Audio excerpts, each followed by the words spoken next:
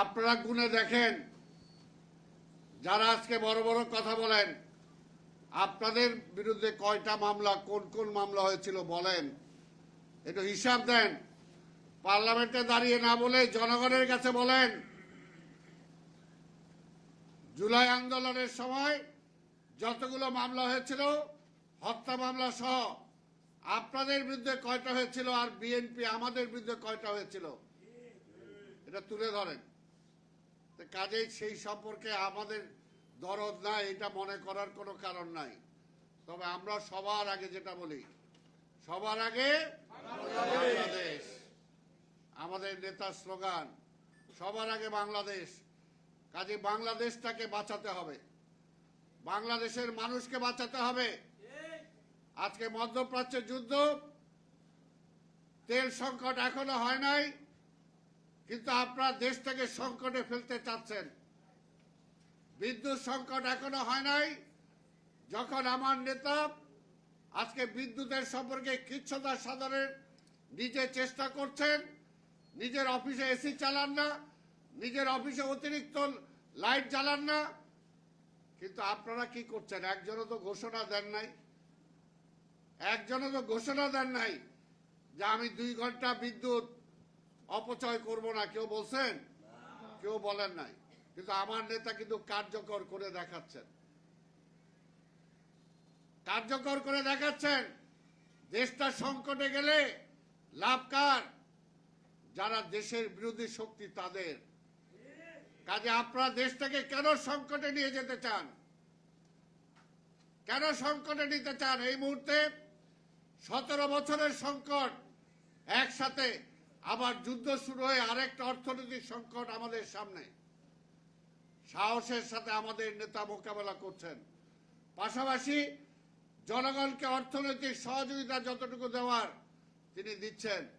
যখন ফ্যামিলি কার্ডের কথা নির্বাচনের সময় বলা হয়েছিল, আপনারাই বলেছেন এটা ভুয়া, দিতে পারবে না, শুধু শুধু বলতেছে, এত টাকা পাবে কোথায়?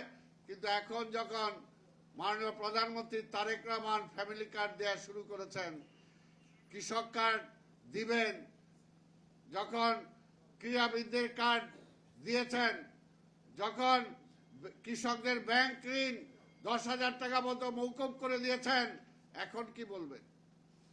এত অর্থনৈতিক সংকটের মধ্যেও, সারা বিশ্ব অর্থনৈতিক সংকটে, সেই সময় অর্থকে সেইভাবে না নিয়ে মাননীয় প্রধানমন্ত্রী চ্যালেঞ্জ হিসেবে নিয়েছেন, আমার এই দেশের গরিব মানুষকে বাঁচাইতে হবে, আমার কৃষককে বাঁচাইতে হবে, আমার শ্রমিককে বাঁচাইতে হবে। কাজে তাদের হাতে এই টাকাটা পৌঁছে দেওয়াটা প্রয়োজন। সাহসের সাথে তিনি দিচ্ছেন, আর আপনারা খালি জুলাই সনদ, জুলাই সনদ বলে দেশটাকে আরেকটা সংকটের দিকে নিয়ে যেতে চান। এর জন্যই বলি, এই জুলাইয়ের জন্ম আমরা দিয়েছি। যদি 17 বছর আমরা আন্দোলন না করতাম, এই ফ্যাসিবাদের বিরুদ্ধে লড়াই না করতাম, তাহলে আজকে জুলাই সৃষ্টি হতো না।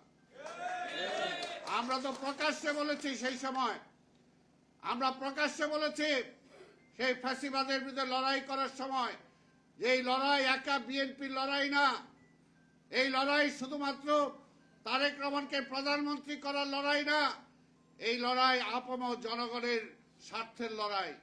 কাজে এই লড়াইয়ে যেদিন সাংবাদিক নেমে আসবে, যেদিন বিভিন্ন পেশাজীবীরা নেমে আসবে, ছাত্ররা নেমে আসবে, ব্যবসায়ীরা নেমে আসবে, সমগ্র জাতি যখন নেমে আসবে রাস্তায়, তখন সেই গণ অভ্যুত্থানের মধ্য দিয়েই শেখ হাসিনার পতন হবে। আমরা তো আগেই বলেছি, আমরা ভুলটা বললাম কোথায়?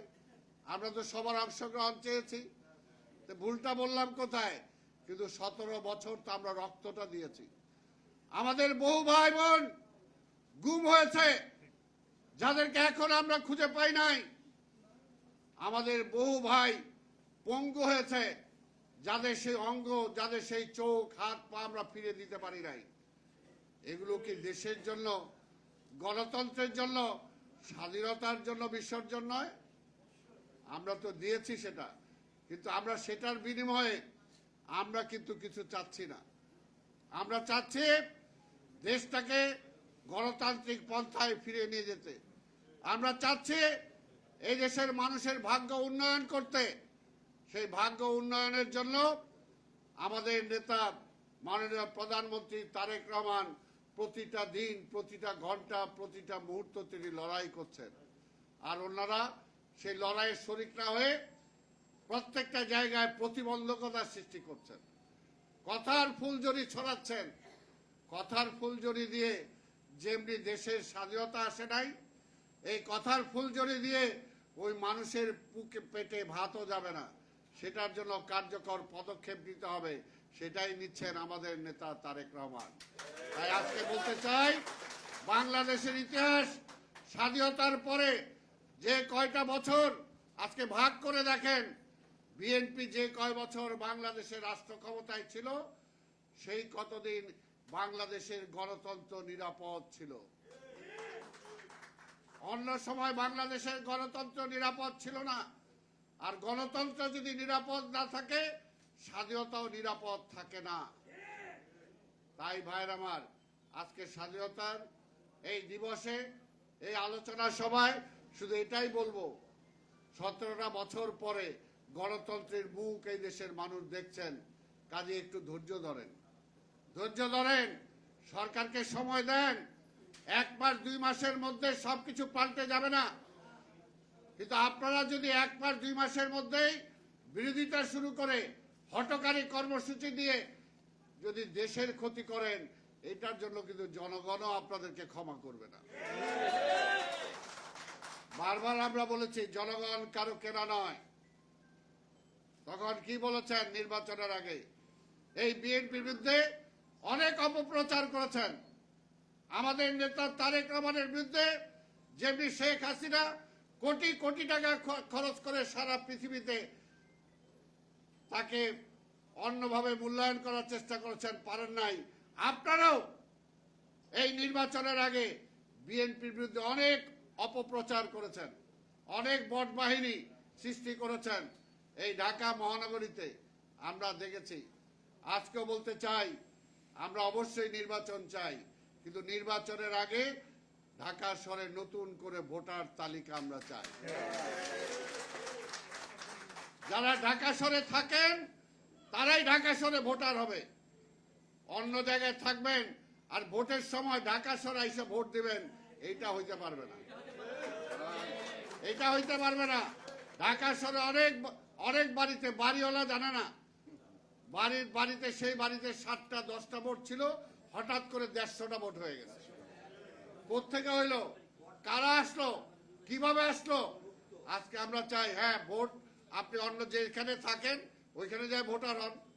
ঢাকা শহরে থাকবেন না, ঢাকা শহরে ট্যাক্স দিবেন না, ঢাকা শহরের সাথে সম্পৃক্ত না, আবার ভোটার লিস্টে ঢাকা শহরে নাম রাখবেন কি কারণে? ভাই, যারা সৎ লোকের শাসন বলেন, নিজের একটু সৎ হন, নিজেরা মন মানসিকতা একটু সৎ হন। আমরা তো ভোটের বাইরে কিছু চাই না, এবং আমরা তো বলি, আমি যেটা বললাম, যতবার বাংলাদেশে নিরপেক্ষ ভোট হয়েছে ততবার বিএনপি ক্ষমতায় এসেছে। এইবারও তো বহু জাতীয় আন্তর্জাতিক ভাবে বহু চেষ্টা করছিলেন তারেক রহমানকে যাতে ক্ষমতায় আসতে না দেয়া যায়, কিন্তু জনগণ, এই দেশের জনগণ জানে যে বিএনপি তাদের একমাত্র বন্ধু, পরীক্ষিত বন্ধু, এবং বিএনপির জন্মই হয়েছে জনগণের পাশে থাকার জন্য, জনগণের পাশে দাঁড়ানোর জন্য। সেই কারণেই বারবার যখনই তারা ভোট দিতে পেরেছে তখনই তারা বিএনপিকে বেছে নিয়েছে। এটা কি জনগণের ভুল? জনগণের ভুল না। তাই ভাইয়ের আমার, আমরা বিশ্বাস করি তারেক রহমানের নেতৃত্বে যে স্বাধীনতার স্বপ্ন আমরা মুক্তিযুদ্ধ হিসেবে দেখেছিলাম, এই দেশের মানুষ দেখেছিল, সেই স্বাধীনতার স্বপ্ন যে সময় আওয়ামী লীগ পূরণ করতে পারে নাই, শেখ মুজিব পূরণ করতে পারে নাই, যে জায়গায় শেখ মুজিব ব্যর্থ হয়েছে স্বাধীনতার ঘোষণা দিতে, সেই জায়গায় শহীদ রাষ্ট্রপতি জিয়াউর রহমান স্বাধীনতার ঘোষণা দিয়ে প্রথম পালন করেছেন মুক্তিযুদ্ধের পক্ষে। আবার যেমনি ওই 72 থেকে 75 আওয়ামী লীগ এই দেশের জনগণের চাহিদাকে মেটাতে পারেন নাই, স্বপ্ন বাস্তবায়ন করতে পারেন নাই বলেই এই দেশের জনগণ তার বিপক্ষে চলে গিয়েছে।